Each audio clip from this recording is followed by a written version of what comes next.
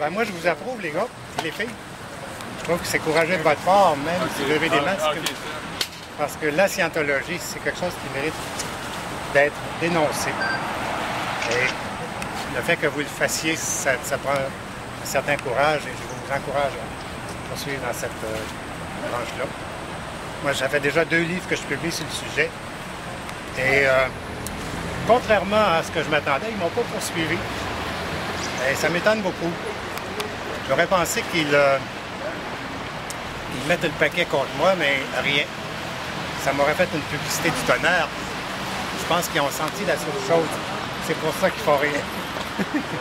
et à mon 2e livre, là, j'étais à peu près sûr qu'il rouvrirait un peu.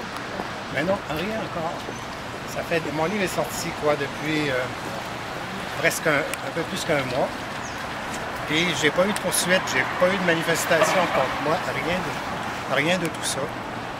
J'ai répondu à des invitations des journaux, des médias électroniques, à LCN entre autres. Et je pense que votre groupe, quelqu'un qui a mis les 2 entrevues sur Internet, ils l'ont traduit en anglais. Et là encore, aucune réaction contre moi. Qu'est-ce qui se passe? Est-ce que la scientologie aurait perdu ses couilles? Si vous avez des questions, je peux répondre. Ça fait combien d'années vous avez quitté? Ça fait... J'ai quitté en 90. Et ça a pris 4 ans avant que j'ose en parler. Avant, là, j'étais comme bloqué. J'étais persuadé que j'étais à peu près, moi, le plus grand méchant de quitter une si bonne chose.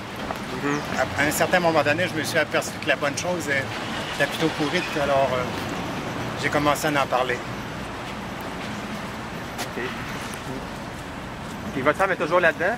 Mon ex-femme, oui, mes 3 enfants. Et ça leur a interdit de me parler. Parce que moi, je suis ce qu'ils appellent un SP, Suppressive Person. OK. Et tous les gens que je rencontre deviennent PTS, Potential Trouble Sources. Ce qui fait que vous autres, mes amis, vous êtes des PTS numéro 1. Oh, on est déjà considérés comme SP. Ah, OK. Donc, vous êtes classés. Donc, vous n'avez pas de dommages de plus à subir contre moi. Bravo. Mais récemment, il y a eu beaucoup de protestations contre la scientologie, surtout depuis le milieu du mois de février. Il y a Anonymous qui fait beaucoup de protestations contre ce groupe-là. Mais en général, qu'est-ce que vous pensez des actions de ce groupe-là? Et qu'est-ce que ça a changé dans le fait que vous avez sorti pour écrire un livre sur le sujet? Bon, d'abord, première volet de ta question. J'appuie Anonymous à 100%. Je trouve que c'est une action qui doit être faite. Il faut le faire. Bravo. Qu'est-ce que ça a changé par rapport à mon livre? Pas grand-chose. Sauf que ça m'appuie, ça me conforte dans ma campagne de sensibilisation des gens.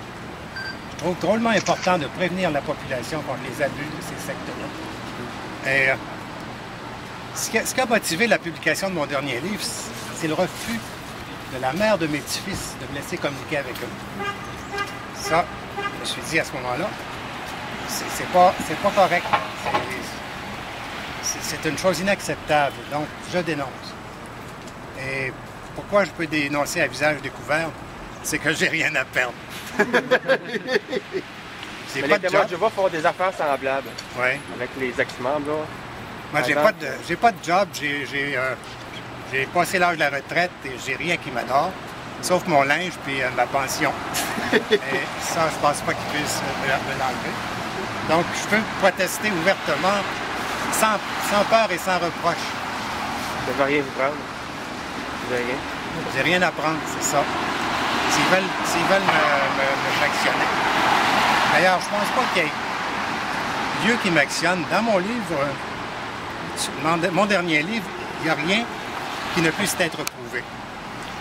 Donc, s'ils m'actionnent, ils sont perdants d'avance. Et ça, ils doivent le savoir parce qu'ils ont quand même des avocats assez efficaces.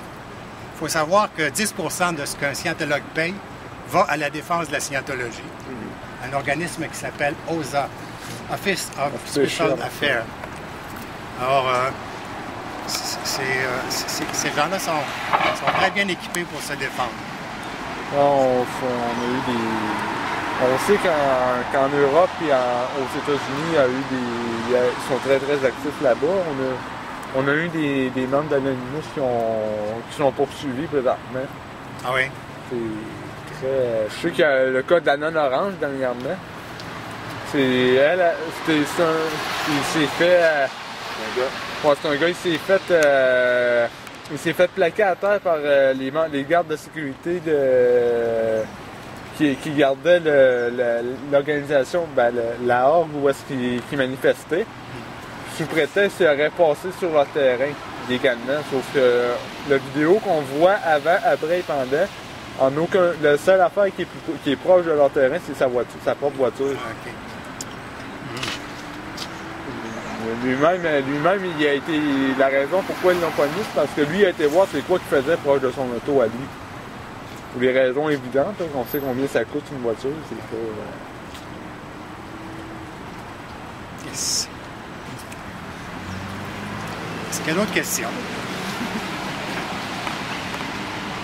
If you have a question in English, don't be shy to ask him. I'll translate it. I'll translate those questions. Not really sure what's going to happen. Qu'est-ce qu'il dit? Hein? Qu'est-ce qu'il a dit? Là, Ah, il dit qu'il n'y a pas de questions. Ah. Not quite. Not quite. Pouvez-vous nous dire combien ça coûte les cours en scientologie pour monter de grade, genre? Ouf, ça commence tranquillement. OK. Les premiers cours de base, tu vas payer 20 peut-être. Et après, aussitôt que tu es un peu accro, on augmente. OK. Pour atteindre l'état de clair, ça devrait aller dans les 20 000 à 25 000. Et pour atteindre le grade OT8, je ne crois pas que ça puisse se faire en bas de 300 000. Oh boy. Mais là, quand tu es rendu là, par contre, tu es d'une puissance extraordinaire.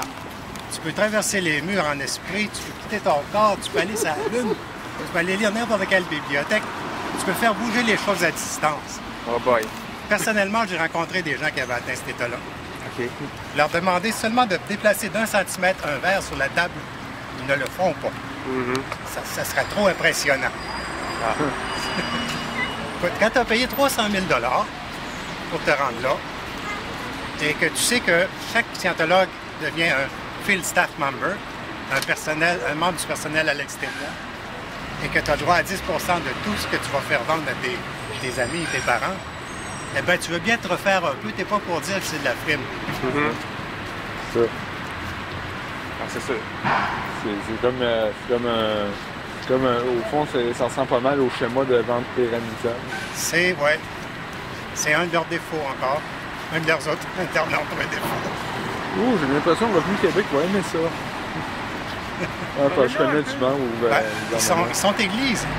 Ils sont exemptés d'impôts. Pas au Québec. Non? Non, ils sont enregistrés comme corporation. Ah bon? Ils ont droit à certaines exemptions, mais ils ne sont pas complètement exemptés. Puis je sais que Revenu Québec, ils vont être contents de savoir ça si on est capable de prouver. Ben ça, je pense qu'ils le savent déjà. Ouais. S'il y a des pressions faites... Parlez-nous un peu des auditions auditives. Ah! L'audition dianétique. Ben ça, quoi qu'en dise Ron Hubbard, c'est une forme d'hypnose avec laquelle on te fait reculer dans le temps. Et on te fait franchir ta naissance. On te fait reculer dans tes vies antérieures. Et on va aller chercher ce qui détruit ta vie présente. Moi, personnellement, la première fois que je suis mort, c'est en 1932. Dans un crash. La dernière fois que je suis mort, pas la première. Dans un crash de Spitfire en 1932. Chercher l'erreur. Un Spitfire, c'est le premier, a été piloté pour la première fois en 1936. Et, bon, sauf que mon imaginaire, lui, ne le savait pas. Ce qui arrive avec l'audition, c'est qu'on t'envoie dans ton imaginaire chercher des choses que tu peux imaginer, qui te semblent plausibles. C'est tout simplement ça. C'est une forme d'hypnose à l'état d'éveil qui va te chercher des images mentales que tu vas accepter. Puis on va te dire que c'est ça la vraie vérité. Est-ce que c'est vrai qu'ils prennent tout en note? Oui, ils prennent tout en note. Bon, ils peuvent tenter d'utiliser ça